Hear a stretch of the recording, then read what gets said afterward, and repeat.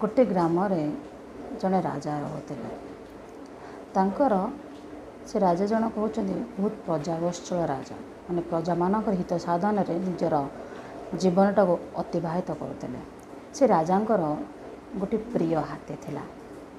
से राजांकर गोटे प्रिय हाथी था। से हाथी को सवार कर विभिन्न युद्ध क्षेत्र को जाई से हाथी जोगो अनेक युद्ध क्षेत्र में राजा विजयी होते। तो समय अंतराल से हाथीटी दिन को दिन वृद्ध होबार लगिला।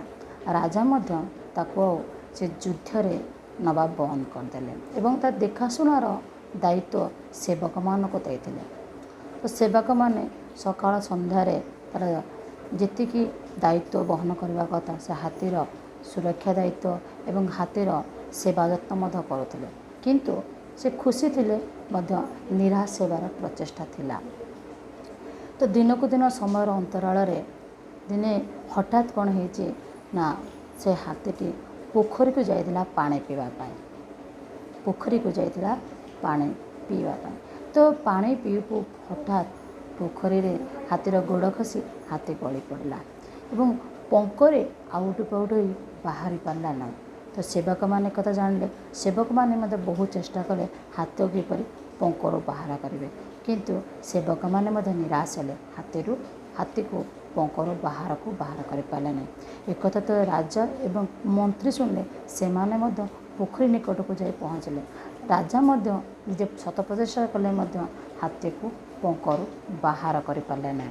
तो मंत्री जे राजांकर मंत्री बहुत विद्वान थे। से किंतु राजा को अनुमति मागिले जे एठी पोखरी पाखरे युद्धर बाजा बजाइबे अनुमति दियंतु। राजा किछि बुझी न सुझी मंत्री को भरोसा करे अनुमति देले जे एठारे ढोल बजाइबा बा युद्धर ढोल बजाए। तो युद्धर जो समागम थाए से पोखरी निकट रे ढोल बजागला और युद्ध जो रणक्षेत्र थाए से भली बोध क्षेत्र प्रस्तुत कराला।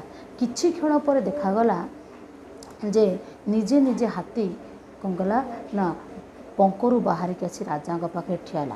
राजा भी बहुत आश्चर्य हेले जे मोर सेवक माने मु निजे शत प्रचेषा कला पर हाथी पंकरु बाहरी पाला ना। किंतु ए मंत्री ये जो विद्वान प्रचेषा जो से हाथीटी पंकरु उद्धार पड़ा। कौन एथिरे अछि प्रत्युत्तर जानापी चाहिए। मंत्री कहले हे राजन आपण ए हाथी को नहीं युद्ध क्षेत्र को जाऊे जिते बड़े हाथी वृद्ध हो आसला आपण तक युद्ध क्षेत्र को नेले ना।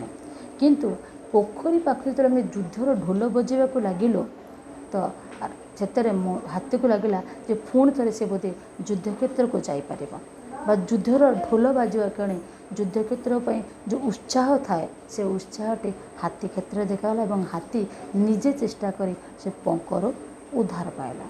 तो बंधुगण जीवन में आत्मविश्वास व सेल्फ कॉन्फिडेंस आने दरकार जहाँकि आम सफलतार प्रथम पहाच। जदि आम निजे निजको जिते भल पाइबा विश्वास करवा देखिबा आम कार्यटी से सक्सेस हम। जदि आम अन्य को भल पाइबा एवं अन्य ऊपर डिपेंडेबल रहीकि आम निज कार्य हताधार करवा तेज सफल नुहे आम विफलता नुह। सफलता चाहूबा लोक बा सफल हो पारुवा लोक निज प्रथम भल पाइबा दरकार। Self love and self respect निजको सम्मान करवा दरकार। निजको बंचिबा दरकार। बंचिले आम अन्य मानक बंचाइबा। कथाटे जे भल लगी थाए तार लाइक कमेंट एंड शेयर करें। Thank you. Have a nice day. जय जगन्नाथ।